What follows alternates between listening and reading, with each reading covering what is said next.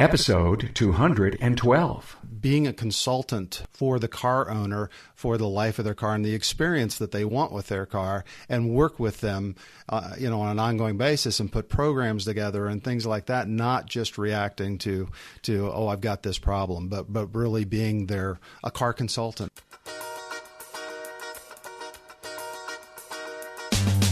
Welcome, aftermarketers, to On Point from Remarkable Results Radio, and a special interview from an auto care industry professional. On Point. Hello, aftermarketers throughout North America and around the world. Carm Capriato here, and thank you for listening to Remarkable Results Radio. Hey, did you know you can listen on iTunes, Google Play, iHeartRadio, Stitcher, Spreaker, and wherever great podcasts are presented? And yes, on the Remarkable Results Radio app found on your iOS or Android app store. And welcome to episode 212 with Chuck Abbott, a recording done live at the TST Big Event in March 2017. The episode is made possible through the sponsorship of Federal Mogul Motor Parts and Garage Gurus. For serious technical training and support, online, on-site, and on demand, Garage Gurus is everything you need to know. Find out more at fmgaragegurus.com. Hey, a big shout-out to new Facebook friends Bobby Orr, Danny Iwama, James Rodenberg, and Steve Renison, and to my new LinkedIn connections, Daryl Fraley and Ken Van Ort. You can find today's show notes at remarkableresults.biz/E212. And find the new learning page on my website. Yep, they're all archived Town Hall Live forums. As you know, each show takes a single industry topic and opens the dialogue from your industry peers. We do it live every Friday at noon Eastern, and you can get in on the action. Just go to remarkableresults.biz/live and sign up for the live webinar or watch on Facebook when we go live. Each archived town hall is like a documentary. However, you learn just like it was a seminar. The town halls are for you. They're free, and I want you to benefit from them and grow your business using the podcasts and town hall forums as your private tutor. Now meet Chuck Abbott, VP Automotive Sales US for CPS Automotive. CPS is a diverse company that makes chemical products and equipment for technicians. Chuck and I dive into the maintenance and repair issue, boomer retirement, the growth of turbocharged cars and their inherent problems, the challenge to run a better shop, and the need for shop owners to become their customer's transportation consultant. Now here we go with Chuck Abbott. Hey, I'm with Chuck Abbott, the VP of Auto Sales and Marketing for CPS Products, and hey, we're here at the big event. Hello, how are you today? Hey, I'm great, Chuck, thanks. So you're a career professional in the aftermarket. I have been in the aftermarket since 1993. Well, that's a long time. So not my entire career. I was in healthcare prior to that. So, okay, you got products that solve customers' problems. What do you see that's going on inside the world as you're out there visiting shops? What are the biggest challenges that are going on at shops today? I think surviving into going into the future. I think particularly, the repair shops after warranty repair shops, we'll call them. They're so used to just responding to the customer demand. So the customer comes in, says, "Hey, I got this problem." They solve the problem, send the customer down the road. You mean like fix and go? Fix and go, yeah. So, and that's great. That's fantastic. And the more they fix, the more they make, supposedly, but that's not what's happening. Today's cars are lasting longer, therefore they don't break as frequently. So the volume of business that's coming into their shop is going down. So what do they do? What do they just repair and go, or do they turn their thinking into being a maintenance business? Yeah, I thought that's where you were going. Yeah, so maintenance. How do you get more out of your car, ma'am? How long do you want to own your car? Are they talking to their customer about the health of their car? We've done so many episodes where guys have some secrets to sitting down almost with a spreadsheet and saying, listen, you could put $5,000 in your 401k or buy a new car at 60,000 miles. You choose. And if you choose to let that car last 250,000 miles, I have a plan. And so do you sign on to that theory? I think, I do. I'm personally one of those guys. I let my cars go as long as I can let them go. All right. So how many miles on your oldest car? The oldest car, 130,000. And I've got the one, my daily driver is 94,000. Oh, great. I love that. You love the cars? I do. And you want to keep them? Yeah. And they're probably paid for? They are absolutely, which is a nice thing. But at the same time, an executive like you should be leasing every couple of years. I did that. I did that, and that's not. I don't think works out for me. So you can really, literally walk into a shop and say, "Hey, listen, I'm a perfect example of cars that last." Yeah, I'm also a perfect example of somebody who goes into the shop and they don't ask me about how long I want to own my car, and they don't ask me those questions. They're not really interested. They what's the problem? What are you seeing? Da da da da. I'm going to fix your car and go on. How do we fix that? Educating shop owners. I mean, this event, the big event here, we're teaching them how to fix cars. Why don't we spend a half an hour talking to them how do they fix their business? And there are business seminars. I've seen the Vision Show. Your point is so well taken. It's about maintenance and it's about transportation needs. It's not fix and go. And fix and go, I like that. I'm not sure I've used that before. When you're out talking to shops, will they ever give you a few minutes so that you can get up on your soapbox and tell them, what they should be doing? Some do. I'm not going to say that that's a norm. But some will listen. Yeah, absolutely. The ones who, understand that that they want to save their business. They want to engage in what's going on in the future and make the changes that they need to make. So you must have technicians or shop owners that advise your company or that you're close to. Yes. What are they saying about, ad nauseum, we talk about technician shortage, and I don't want to make this episode about technician shortage, but when you look out there, because your customer is your customer growing, or is the boomer retirement starting to affect opportunities? Boomer retirement, it's creating opportunities for younger people. Problem is, there's not enough younger people getting into the business. It's the same thing. Even in I'm a little closer to the automotive sales side. Trying to find good automotive salespeople is as tough as finding technicians. I had not thought of that. The young kids aren't getting into the automotive business. The whole automotive business is starving for young talent to come in. We should do a whole episode on how you staff your sales team, because I would love to. Maybe it's my morbid curiosity because I spent all these years on the distribution side and had those challenges. I can really respect that. But, so you say we don't have enough youth entering. Has the company ever done anything to work with local colleges and stuff? No, we haven't. We haven't really done much about that. Well, let me recommend that you start. You're absolutely true. I'm talking with Mike Zralik, a technical product specialist with Federal Mogul Motor Parts. So you have this van, and it's the Guru on the Go van, and it's all nicely decked out, and you drop by for lunches and learns. How do shops get a chance to get that van to come to their place? Well, they can, of course, call into our Guru hotline and request it. They can talk to their parts distributor. And through that channel, we can go out and do some training, or even with us out in the field. If they see us, we do various warehouse distributor type shows, many different events. We're out there everywhere. Just come by and ask, and we'll be more than happy to come by. Hey, Mike, if I said you were a champion for Federal Mogul Motor Parts, would I be right? You betcha. So give me an example. I live, eat, breathe Federal Mogul on a daily basis. Growing up, being in the racing industry, I knew a lot about Moog. I loved Moog. Felpro, same thing. To go out and be able to talk about a company this big, this strong, it makes me happy every single day.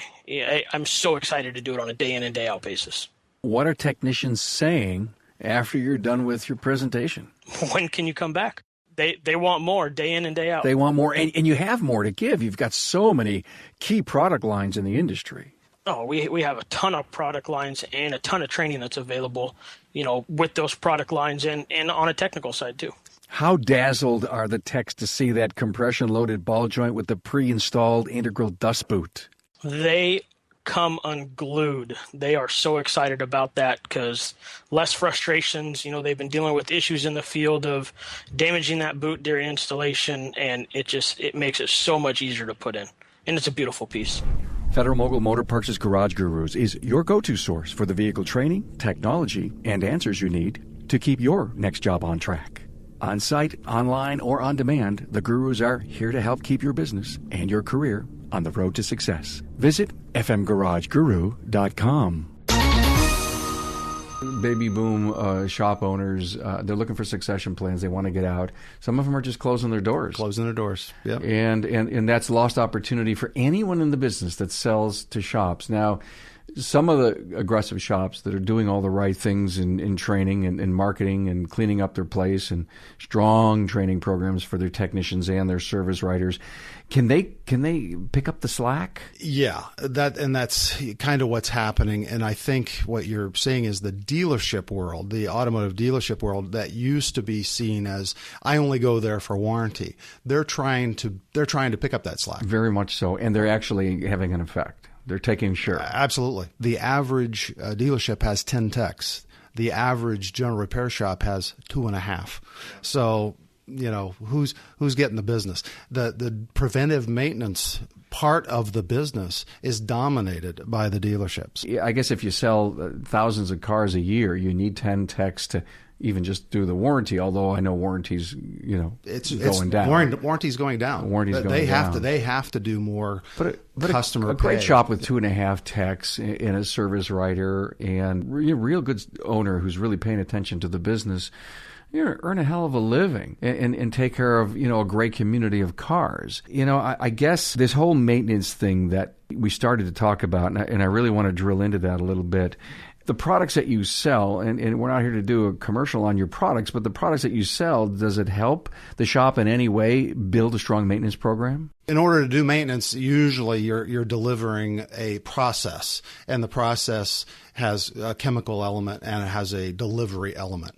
And that's one of the things that we specialize in. And we help shops do that in a very simple way. We help them, make more money, basically. The challenges today in the Bay, you talked about turbos. What's the issue there? The car manufacturers are all challenged by CAFE standards, which are corporate average fuel efficiency. They've had to make improvements to the gasoline engine. And one of those improvements is turbocharging. By turbocharging, they're improving fuel economy. So right now, I believe we're somewhere close to 30% of the cars rolling off the line are turbocharged, and that's going to be 45% by 2021. So turbocharging is a big issue. Are shops aware of that? Are they preparing to look for the issues that turbocharged engines are having? So that's one of the things that we focus shops on as we're out talking to them. We have solutions to help them identify problems with turbocharged systems and then affect the repair. What are the big problems that are Leaks. coming out? Oh, leaks, huh? Okay, so I'm pressurizing the intake. So if I want 10 psi in the intake, but I've got this leak, in the charge air cooler or one of the connector, I keep losing pressure. So I never get the boost that the engine is designed to run at. So the customer doesn't get the performance. So besides solutions for turbocharge, just give me a quick rundown. I saw in your booth MotorVac. Yeah, MotorVac is one of our brands. CPS is one of our brands. UView, and we've just acquired a company called Star Technologies, and they have brands called VacuTech. Where's your company located? We're based in Hialeah, Florida, Miami. We have a manufacturing facility also in Mississauga, Ontario, Canada. You do? Absolutely. That's not too far from where I live. And we have entities in Australia and Belgium as well. So, how many employees? All told, 220, 230. Big company. Distribution through the normal channels in the aftermarket? Distribution through, yes, normal channels, aftermarket. We're pretty strong on the OEM side as well. Selling products to Ford, GM, Chrysler, Mercedes, BMW, et cetera. So besides solutions for turbos, I think you mentioned something about ultraviolet. Ultraviolet dyes. Well, so we use ultraviolet dyes we inject them into air conditioning systems, and we also use it in the smoke that we inject into vehicles to find those leaks that we were talking about. So a turbocharger leak. You can have a smoke machine, you can see the smoke, but if you can actually see a trace of dye using a UV ultraviolet light. Right. Okay. You can actually see how that leak was formed and exactly what you need to do to repair it. So if you were a salesman and I was a shop owner, you're going to say that your products help me be more productive, more efficient. Am I cutting down diagnostics time? Absolutely. Yeah. Cutting down diagnostic time and knowing exactly what I need to do to affect the repair. Where do you see the industry heading in the next 5 years, Chuck? The shop owners are continuing to see less and less vehicles because the cars are lasting longer. They're either going to have to figure out how to offer additional services, as we talked about earlier, being a consultant for the car owner for the life of their car and the experience that they want with their car, and work with them, on an ongoing basis and put programs together and things like that, not just reacting to I've got this problem, but really being a car consultant. A more sophisticated approach to doing business, stronger relationships with customers. Yeah. Yeah, I'll go to dentistry because the dentist learned this a long time ago. Right. How do you get patients to come in every 6 months? You tell them that we're going to maintain your teeth. Do you want your teeth to be gone when you're 50? How many people go every 6 months? And do they need to? Not necessarily. You don't need to. My dentist convinced me. By the way, he's a friend. He says, "Listen, you're too young to lose your teeth." Even though I'm a boomer, you get it. Yeah. He just basically says, you need these teeth to last. Now, he didn't scare the heck out of me, but he sure motivated me not to miss that 6-month appointment. So why aren't we doing that in the automotive side? That's exactly why. Right. Why aren't we having the discussion with our customers? The podcasts that I've done with shop owners that are really moving heavy into maintenance, and some of them are saying that they're doing 40%, and I ask the question, like the dentist's appointment, are you scheduling? And they say, we haven't gotten there yet. Now, I have seen some of the digital sales software that's out there, and they are driving more and more software connectivity to the customer, and they're almost being able to pop up and say, let's do the next appointment. Can I schedule it? And then, right. We'll give you a reminder a couple of weeks out, and if it doesn't work, we'll reschedule it.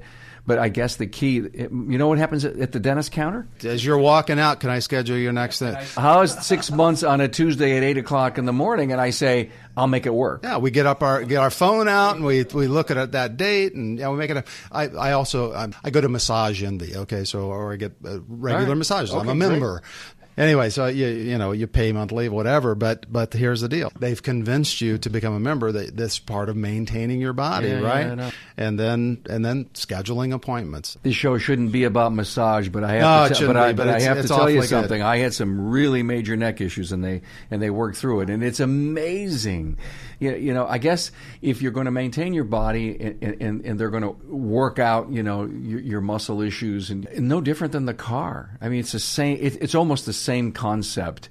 And we've worked so hard in the industry to change that paradigm with the consumer. Many of us have. And are you out there with your salespeople? Yeah, you want to sell products, but selling products is the outcome of holding a good relationship with your customer. We're a manufacturer. So we sell through distribution. It's really distribution who's the feet on the street on a regular basis, but we support that feet on the street, and we support them. Yeah, so here I am. I'm a distributor. I sell your products. Do your people come in and teach me the sell process? Yes. My rep force, that's their job, is to work with you, is to do shop calls with you. Are you getting down and you drilling into what's the benefit for the customer? Absolutely. Every service what we do, we try to, all of our marketing materials are geared to what is in it for the consumer. If it's a consumer service, if it's a shop instrument or a shop tool, then what's in it for the shop, what's in it for the technician, depending on the target. We have, our maintenance services are targeted at the consumer, our machines are targeted at the shop owner, our tools are targeted at the tech. So we're all over the industry. I love it. You got it all covered.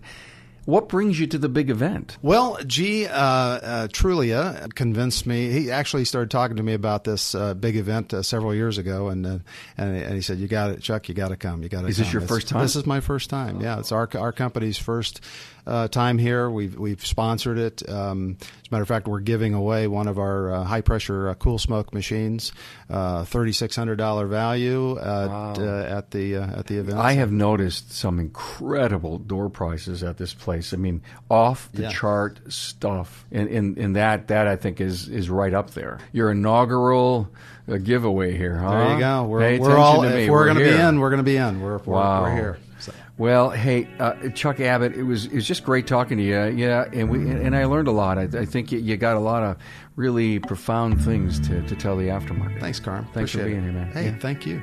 Hey, thank you to Chuck Abbott for paying it forward and sharing his insights from a manufacturer's perspective. For more on Chuck Abbott, go to the episode's show notes page at remarkableresults.biz/E212. And thanks for joining us. Any questions or comments, email me at carm@remarkableresults.biz. That's B-I-Z. Here's an offer for you to join the Insider Newsletter tribe. Just text the word remarkable to 33444 and follow the prompts to get your very own newsletter announcing each new episode and reminders for the town hall.